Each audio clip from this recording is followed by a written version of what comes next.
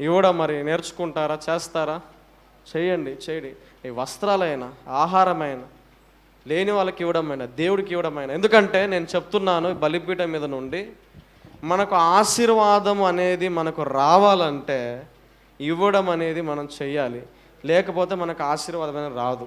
ఎందుకంటే దేవుడు వాక్యంలో చెప్తున్నాడు, మీ ఇవ్వుడి మీకు ఇవ్వబడునని దేవుడు చెప్తున్నాడు. దేవుడు మీకు ఇవ్వాలని అనుకుంటున్నాడు, మనకి ఇవ్వాలని అనుకుంటున్నాడు, కానీ మనం ఇవ్వట్లేదు కదా. ఆశీర్వాదానికి తాళపు చెవి ఏంటిది తెలుసా? ఇవ్వడమే తాళపు చెవి. మనము ఇస్తే దేవుడు ఆయన తెరుస్తాడు. ఆకాశ వాక్యంలను విప్పి పటజాలంతా ఆశీర్వాదాలను దేవుడు మనకి ఇస్తాడంట మనం ఇచ్చినప్పుడు. హల్లెలూయా, హల్లెలూయా.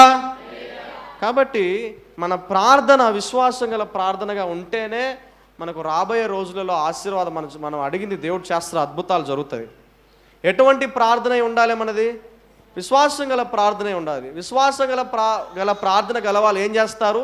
ఊరకనే నిలిచి ఉంటారు, దేవుడు చేసే కార్యాన్ని చూస్తారు.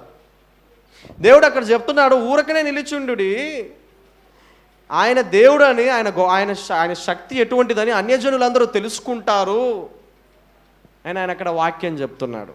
వాక్యంలో చూస్తున్నాం. హల్లెలూయా. హన్నా ఊరకనే నిలబడింది, దేవుడు ఆమెను ఆశీర్వదించాడు.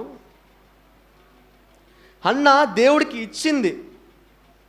ఏమని ప్రార్థన చేసింది దేవుడితో? అయ్యా, నాకు కానీ బిడ్డని ఇస్తే ఆ బిడ్డని నేను నీ సేవకే ఇస్తానని అప్పచెప్పింది. హన్నా నాకు లేక బిడ్డ పుట్టాడు, లేక సంతానము, మరి యొక్క బిడ్డని ఇచ్చేస్తే నాకెవరున్నారు అని అనుకోలేదు అన్న. సమూయేలుని దేవుడికి ఇచ్చేసిందా, ఇవ్వలేదా? ఇచ్చేసినందువల్ల ఏం జరిగింది? దేవుడు మళ్ళీ ఆమెకి సంతానం ఇచ్చాడు. ఒకవేళ అన్నా కానీ ఇవ్వకపోయి ఉంటే సమూయేలుతోనే మిగిలిపోయి ఉండేది. హల్లెలూయా. మనం ఇవ్వడం వలన ఆశీర్వాదం అనేది ఉన్నది.